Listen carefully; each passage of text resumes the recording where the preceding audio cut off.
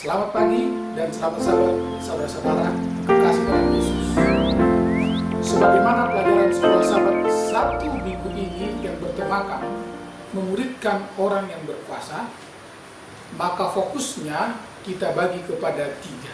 Yang pertama, salah satu cara Tuhan untuk mengatur tatanan sosial, budaya, kehidupan yang selaras di antara masyarakat adalah melalui perpanjangan tangannya atau wakil-wakilnya yang disebut dengan pemerintah. Bahkan Rasul Paulus katakan dalam Roma pasal 13, dan pemerintah-pemerintah yang ada ditetapkan oleh Tuhan. Nah, tetapi saudaraku, sejajar dengan kebebasan memilih. Dan dalam waktu yang sama, penguasa kegelapan itu berusaha keras, maka tidak semua wakil-wakil Tuhan itu bersifat baik dan benar. Nah, saudara-saudara kekasih dalam nama Tuhan, memang boleh saja terjadi dewasa ini sebahagian besar pemerintahan di antara negara-negara atau kerajaan korup, jauh dari kebenaran. Tetapi saudara-saudara, jangan sentimen terhadap semua pemerintahan atau kepada para pejabat yang berwenang.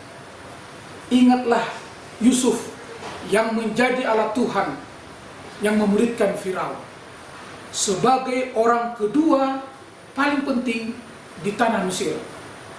Allah menggunakan dia pejabat pemerintahan sehingga Firaun di zamannya mengakui kuasa sorga yang tak terbatas. Jangan lupakan juga kepada Daniel, pejabat pemerintahan penting di Babilonia, yang menjadi alat Tuhan untuk memuridkan Raja Nebukadnezar.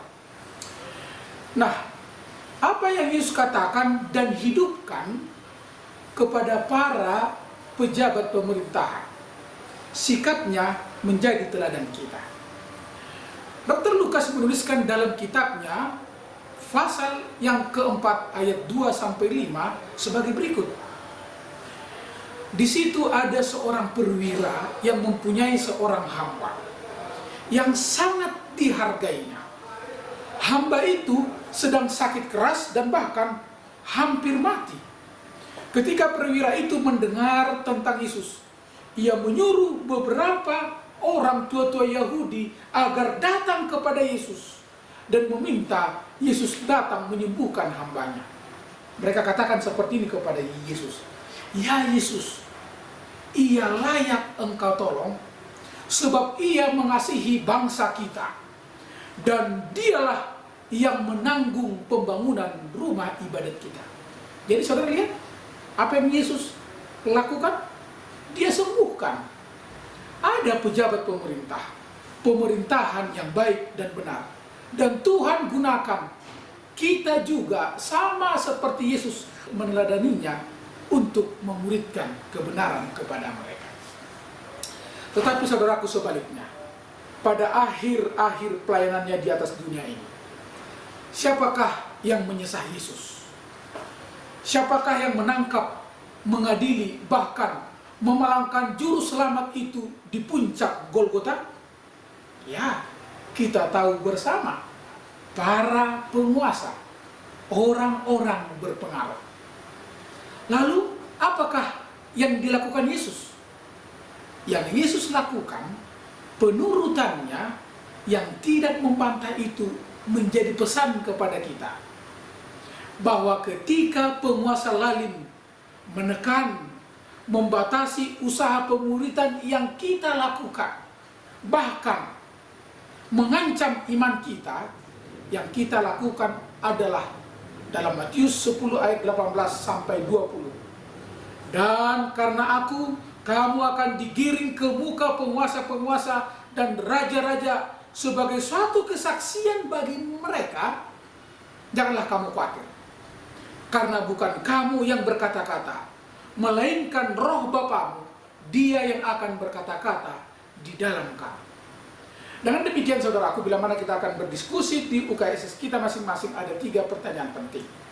Yang pertama, apakah pelajaran yang kita dapatkan dari kehidupan Yesus dari caranya berhubungan dengan pemerintahan. Yang kedua, saudaraku, sebagai pribadi, apakah yang saudara dapat lakukan untuk menolong pemerintahan Republik Indonesia di mana kita tinggal, agar para pejabat-pejabat lokal di mana kita berada, mereka takut akan Tuhan?